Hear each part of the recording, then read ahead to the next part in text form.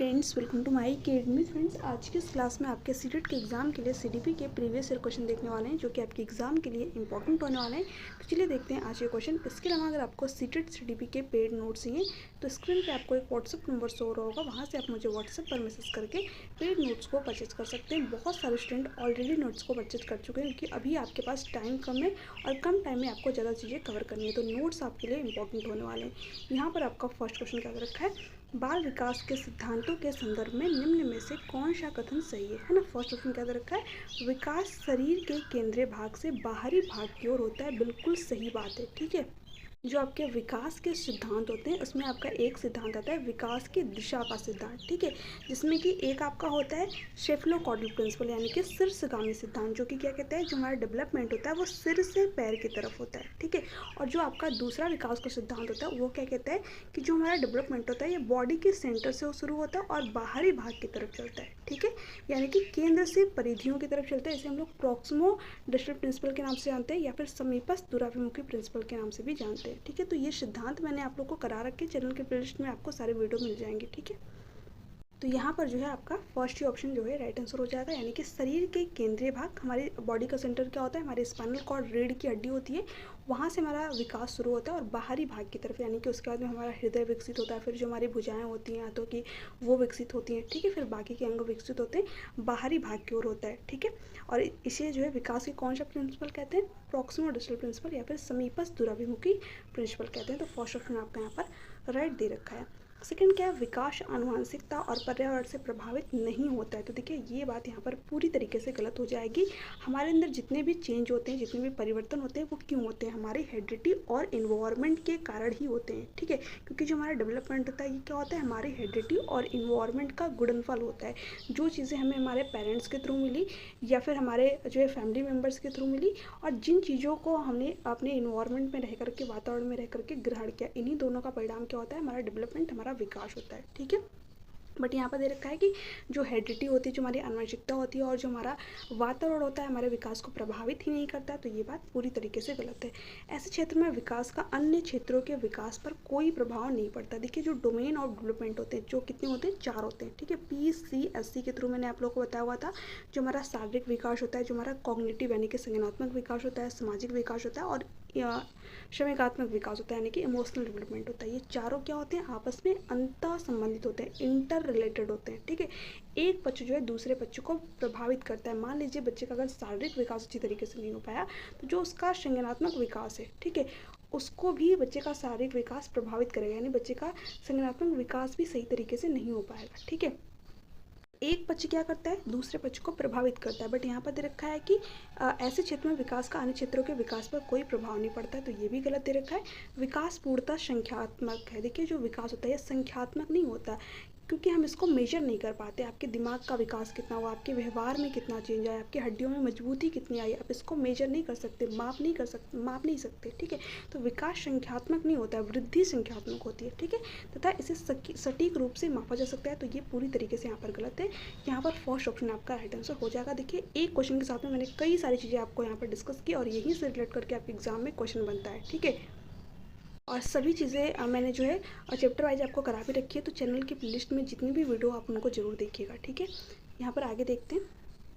यहाँ पर क्वेश्चन क्या दे रखा है, लेव वाइगोस्की के अनुसार शिक्षक बच्चों के अधिगम में किस प्रकार मदद कर सकते हैं। अब देखिए जो मनोवैज्ञानिक है लेव वाइगोस्की, जो कि एक रूसी मनोवैज्ञानिक है, जिन्होंने किसका सिद्धांत दिया था, सोशियो कल्चरल थ्योरी दी थी। यानी इन्होंने क्या कहा था कि जो बच्चा होता है उसके विकास में उसके समाज और संस्कृति की महत्वपूर्ण भूमिका होती है, ठीक है। इसके अलावा एक और वर्ड की इन्होंने बात की थी, लैंग्वेज यानी भाषा की। यानी ये क्या कहते हैं, लेव वाइगोस्की, जो बच्चा होता है उसके संज्ञानात्मक विकास में समाज की महत्वपूर्ण भूमिका होती है, कल्चर संस्कृति की महत्वपूर्ण भूमिका होती है, उसके साथ साथ जो भाषा होती है, जो लैंग्वेज होती है, ठीक है, उसकी भी महत्वपूर्ण भूमिका होती है, ठीक है। जो लैंग्वेज होती है वो निर्धारित करती है कि हमारे माइंड में जो है थॉट कैसे आते हैं, विचार कैसे आते हैं। ये बात किसने कहा था, लेव वाइगोस्की ने कहा था, ठीक है। तो आपको तीनों पॉइंट ध्यान में रखने हैं और इनकी थ्योरी का नाम भी यही है, सोशियो कल्चरल थ्योरी, यानी कि सामाजिक सांस्कृतिक सिद्धांत, ठीक है। यहाँ पर ऑप्शन क्या दे रखा है, उपयुक्त इनाम देकर। देखिए इनाम या फिर जो है सजा की बात लेव वाइगोस्की करते ही नहीं, क्योंकि इनका संबंध किससे, रचनावाद से। और जो रचनावाद है वो किसकी बात करता है, बच्चा कुछ एक्टिव होकर के किसी कार्य को सीखे, बच्चा सक्रिय हो। ठीक है, तो ये आपका यहाँ पर नहीं होगा। सख्त सजा देकर, तो अभी मैंने आप लोग साथ में यही चीज़ डिस्कस की कि जो लेव वाइगोस्की हैं इनका संबंध रचनावाद से, और ये पुरस्कार और दंड की बात करेंगे ही नहीं, तो ये भी ऑप्शन नहीं होगा।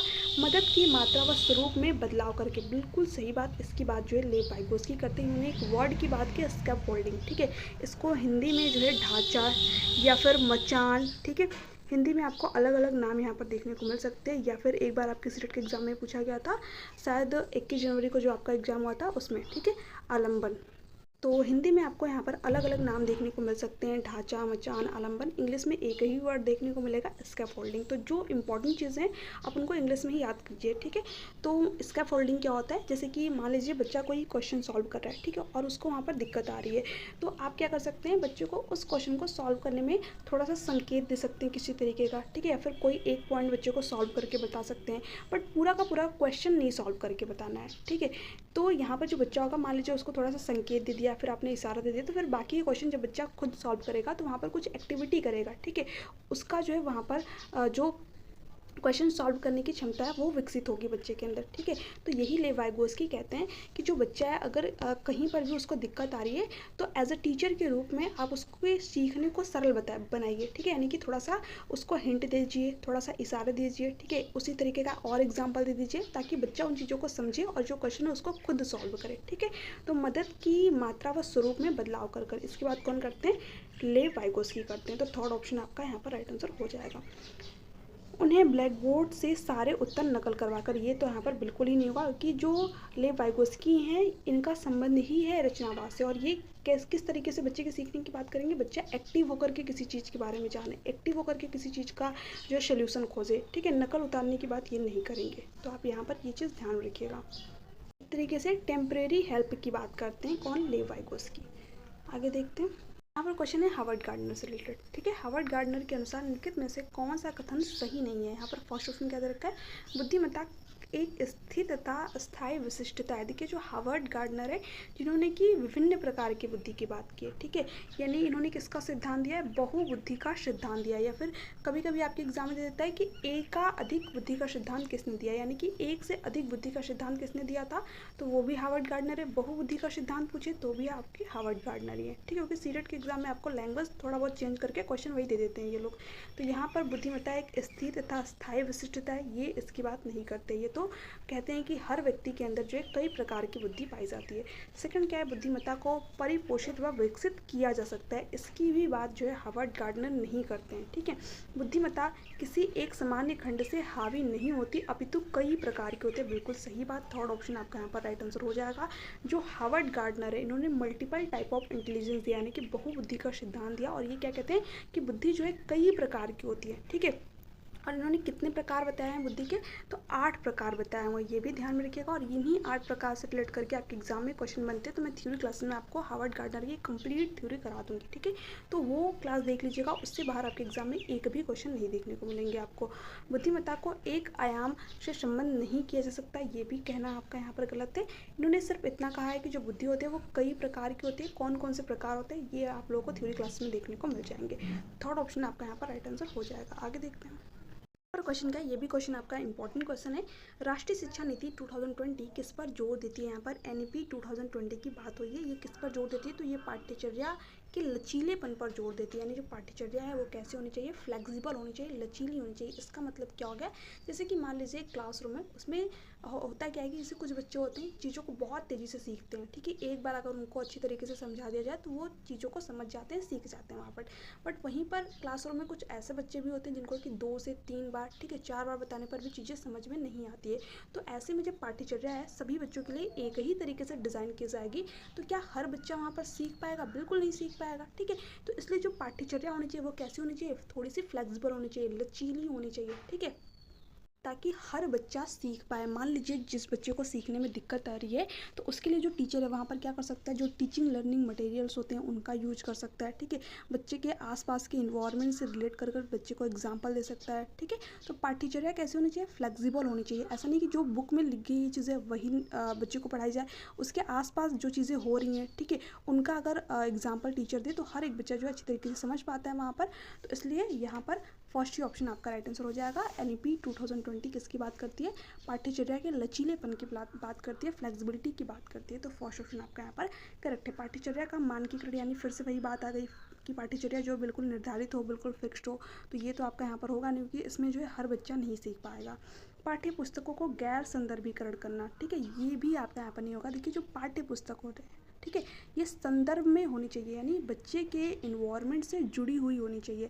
ऐसा नहीं कि बच्चा रह रहा है इंडिया में, उसमें एग्जाम्पल दे रखे हैं यूएसए के, ठीक है, तो वहाँ पर जो बच्चा है वो उन चीज़ों से फिर रिलेट नहीं कर पाएगा। ठीक है, उन जगहों पर जो बच्चा गया ही नहीं है तो वहाँ से उन चीज़ों को कैसे रिलेट कर पाएगा।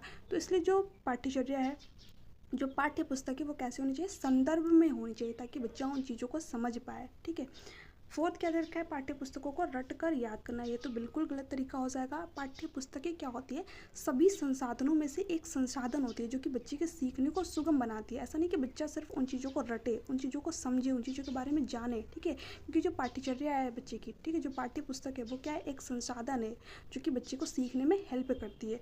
तो ये भी आपका यहाँ पर नहीं होगा, यहाँ पर आपका फर्स्ट ऑप्शन जो है राइट आंसर हो जाएगा। इसी की बात कौन कहती है, एनईपी। नेक्स्ट देखते हैं, यहाँ पर क्वेश्चन क्या है, बालकों के व्यक्तिगत विकास, फर्स्ट ऑप्शन दे रखा है, के लिए विकासात्मक प्रतिमानों को उद्धृत करके सटीकता से व पक्के तौर पर भविष्यवाणी की जा सकती है। देखिए जो बच्चे का विकास होता है, ठीक है, आप इसकी भविष्यवाणी नहीं कर सकते, कुछ हद तक कर सकते हैं, बट पूरी तरीके से करना ये बिल्कुल गलत हो जाएगा। और यहाँ पर यही दे रखा है, सटीकता से व पक्के तौर पर भविष्यवाणी नहीं, ये बात यहाँ पर गलत है। ठीक है, जैसे कि मान लीजिए कुछ बच्चे तेज तर्राक होते हैं तो उनके बारे में हम कह देते हैं कि हाँ ये बच्चा जो है आगे चलकर कुछ बेहतर कर सकता है। ठीक है, तो वहाँ पर जो बच्चा है, कोई ज़रूरी नहीं है कि वो आगे चलकर बेहतर ही करेगा। मान लीजिए आगे चलकर उस बच्चे को इन्वायरमेंट ही अच्छा ना मिले, ठीक है, मार काट वाला इन्वायरमेंट मिल जाए, चोरी वाला इन्वायरमेंट मिल जाए, तो फिर जो बच्चे का डेवलपमेंट है, जो बच्चे का विकास है, उस डायरेक्शन में होने लगेगा। ठीक है, तो इसलिए हम बच्चे के बारे में कुछ हद तक अनुमान लगा सकते हैं, बट सटीकता से पक्के तौर पर हम किसी के बारे में भविष्यवाणी नहीं कर सकते। तो ये आपका यहाँ पर पूरी तरीके से गलत हो जाएगा। के लिए पूर्वानुमान बिल्कुल नहीं लगाया जा सकता, ये भी यहाँ पर गलत है। बिल्कुल नहीं लगाया जा सकता, ये भी गलत है। पूरी तरीके से लगाया जा सकता है, ये भी गलत है। ठीक है, कुछ हद तक हम लगा सकते हैं, ये बात पूरी तरीके से सही है। तो आपको ये पॉइंट अच्छी तरीके से ध्यान रखना है, यहाँ से आपके एग्जाम में बहुत सारे क्वेश्चन आते हैं। ठीक है, के लिए कुछ हद तक पूर्वानुमान लगाया जा सकता है, परंतु सभी बच्चों के विकास की दर अलग अलग होती है, बिल्कुल सही बात है। थर्ड ऑप्शन आपका यहाँ पर राइट आंसर हो जाएगा। देखिए जो विकास की दर होती है, जो विकास की रेट होती है, पर्सन टू पर्सन वेरी करती है। कुछ बच्चे जो है चीज़ों को जल्दी सीखते हैं, कुछ बच्चे जो है चीज़ों को सीखने में टाइम लेते हैं, कुछ बच्चों का विकास जल्दी होता है, कुछ बच्चों का विकास जो है थोड़ी सी धीमी गति से होता है। ठीक है, आपने देखा ही होगा अपने आसपास कि कुछ बच्चे होते हैं जो कि 9 से 10 महीने में चलना शुरू कर देते हैं, कुछ बच्चे होते हैं जो कि चलने में 1 से 1.5 साल तक का साथ टाइम ले लेते हैं, है ना। तो यहाँ पर जो रेट होती है, जो समय होती है विकास का, वो हर बच्चे में अलग अलग होता है। ये डिपेंड करता है किस तरीके की बच्चे को हेरिडिटी मिली है, किस तरीके का बच्चे को इन्वायरमेंट मिला है ना।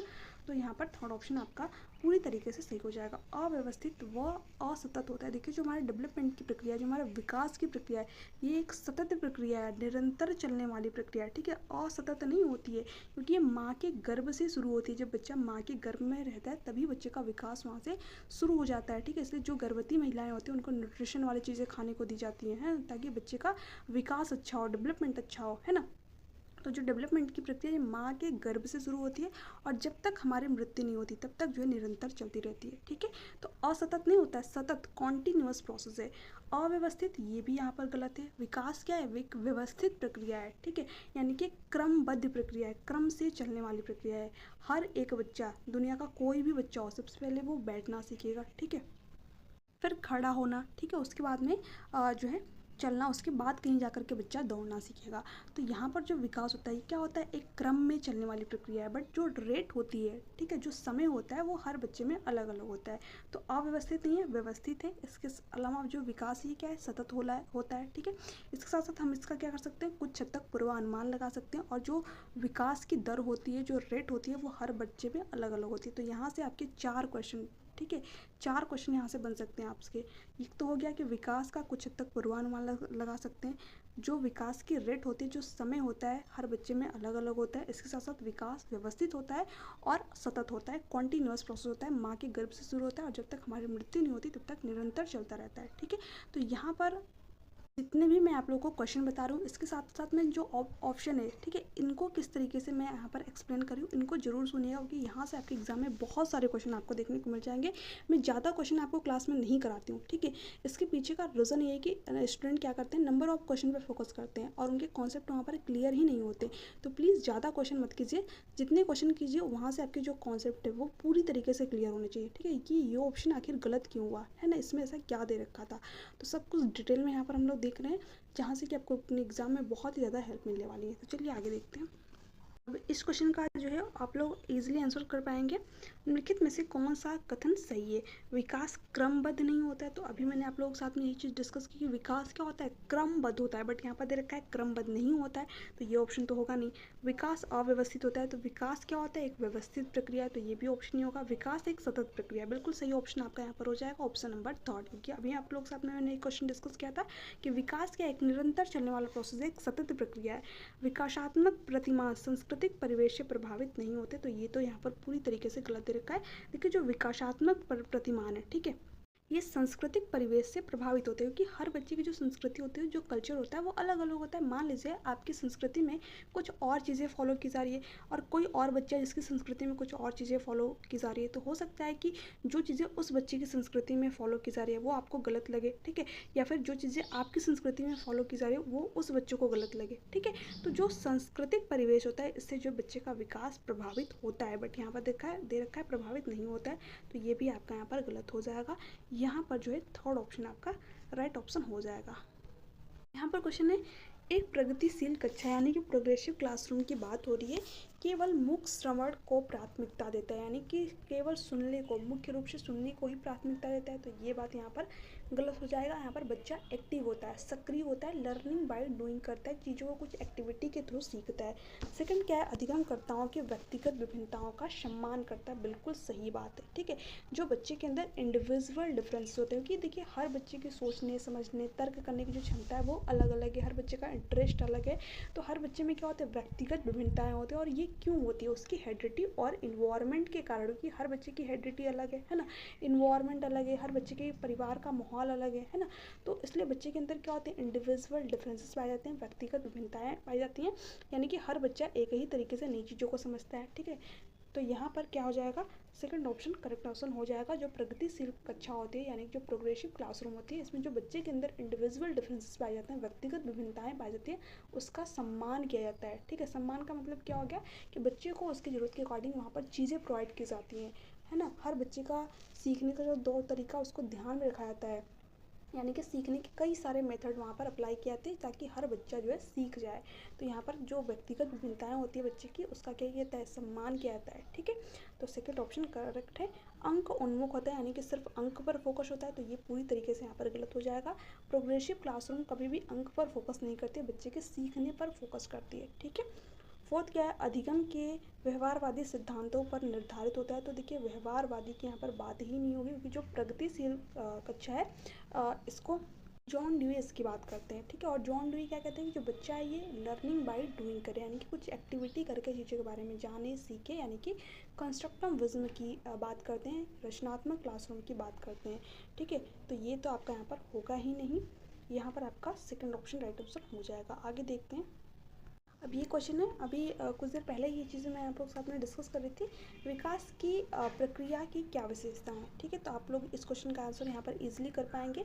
यह प्रक्रिया बचपन तक सीमित है, तो ये तो आपका यहाँ पर होगा नहीं, क्योंकि अभी आप लोग साथ में मैंने डिस्कस किया हुआ था कि जो विकास है ये माँ के गर्भ से शुरू होता है और जब तक हमारे मृत्यु नहीं होती तब तक निरंतर चलती रहती है, ठीक है। तो बचपन तक सीमित है, तो ये तो आपका यहाँ पर होगा ही नहीं, यानी फर्स्ट ऑप्शन तो आपका होगा नहीं। तो फर्स्ट ऑप्शन आपके फर्स्ट में भी दे रखा है और सेकेंड में भी दे रखा है, तो इस तरीके से अपने एग्ज़ाम में ऑप्शन को फटाफट से एलिमिनेट कीजिएगा, क्योंकि आपके एग्ज़ाम में उतना टाइम आपके पास नहीं रहता है कि आप जो एक एक क्वेश्चन को जो है पूरा डीपली सॉल्व करें। तो इसलिए जितना जल्दी हो सके अपने ऑप्शन को एलिमिनेट कीजिए और अपने राइट ऑप्शन तक पहुँच जाइए, क्योंकि जो CDP या फिर जो आपके सब्जेक्ट अच्छे हैं उसमें जब आप टाइम बचाएंगे तभी जो आपके जो सब्जेक्ट जिनकी की आपको दिक्कत होती है, ठीक है, उनमें आप टाइम दे पाएंगे, है ना। ये जीवन भर चलने वाली प्रक्रिया, ये बात बिल्कुल सही है। तो सेकंड तो आपका यहाँ पर ऑप्शन में होना चाहिए। तो यहाँ पर थर्ड में भी दे रखा है, फोर्थ में भी दे रखा है। हम लोग थर्ड और फोर्थ में से देख लेते हैं। इसकी शुरुआत जन्म के समय होती है। तो देखिए इसकी शुरुआत जन्म के समय से नहीं होती है, इसकी शुरुआत माँ के गर्भ से होती है, ठीक है। इसकी शुरुआत गर्भाधारण के समय होती है, बिल्कुल सही बात है। तो फोर्थ ऑप्शन आपका यहाँ पर राइट आंसर हो जाएगा, यानी कि सेकंड और फोर्थ, ठीक है। यहाँ पर सेकंड वाला सही था और फोर्थ वाला सही था। आगे देखते हैं।